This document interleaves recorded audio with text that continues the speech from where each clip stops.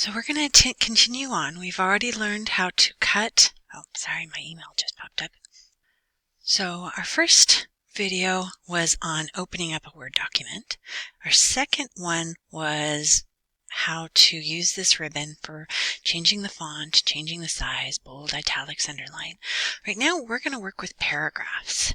So you'll notice that right now these are very close together. If you highlight it, and again, see, you're going to left click, drag your mouse over here. You're going to come up here to paragraph.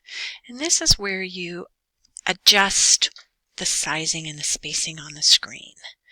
So down click this little corner here, and your alignment you have aligned on the left. You can align it so it's centered, which if you're doing a poem or something like that, you may want it aligned in the center.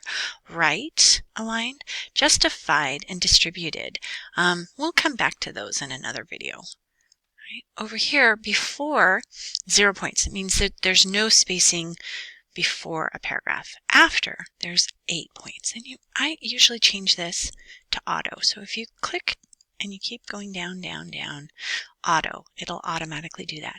Spacing, multiple, single, 1.5, or double. Most teachers want you to have double spacing. Once in a while you might do, depends on what you're writing. But let's click it as double, and then click OK. And you can see there's a space in between here. Now, let's see what these different justifications look like. So I'm going to highlight this, and text left means that it's going to line up over here. Centered, do you see how this came over here? Even though I have this tab here, it's centered on the page. And you can't really, let's see if I can readjust this window to see it's centered on the page. Right? Well, text right, and sometimes you'll see poems, or if you have different designs you might want to do. And then justify means that, now I don't have enough here, but it means that the spacing is to the left and the right. There are also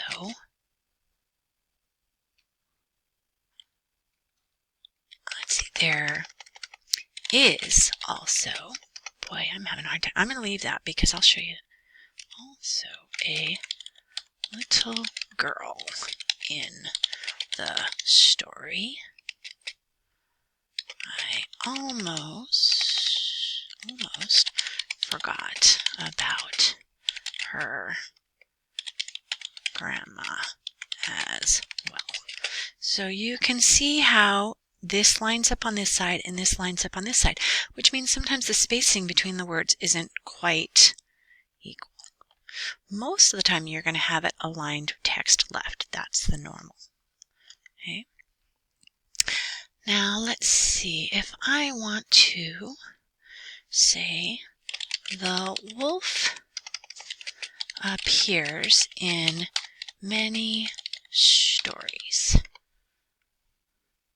And I want to make a list. I'm going to make these bullet points. I'm going to put the 3